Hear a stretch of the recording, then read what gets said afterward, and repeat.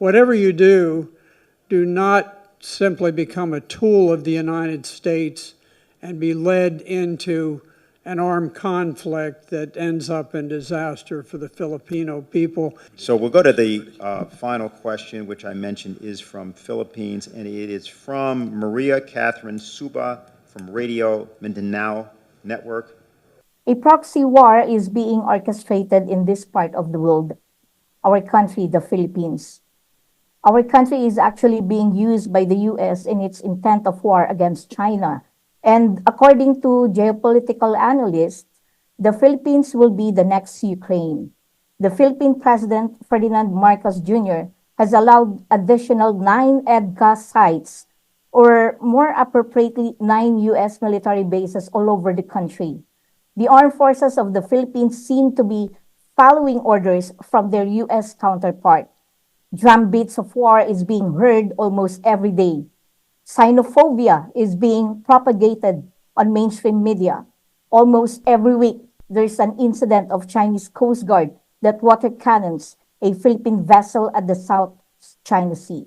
Do you think a false flag operation can happen here as tensions are getting worse?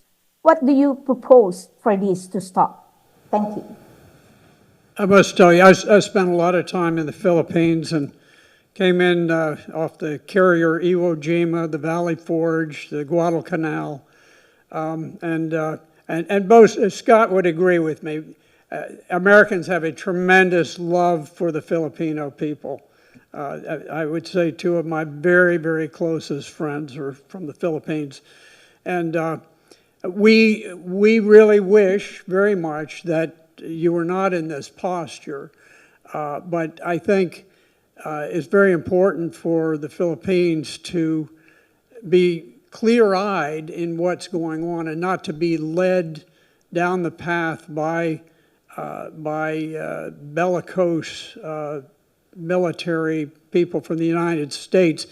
You're talking about small islands. I wish China were not engaged in that particular policy. I tend to be sympathetic towards them on many things, but less so on that one. But at the same time, I think you've got to make sort of a cold, clear-eyed assessment and say, look, it's not worth a war with a great power for the Philippines to engage in combat over those small islands.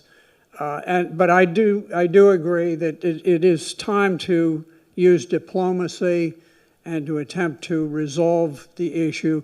Whatever you do, do not simply become a tool of the United States and be led into an armed conflict that ends up in disaster for the Filipino people.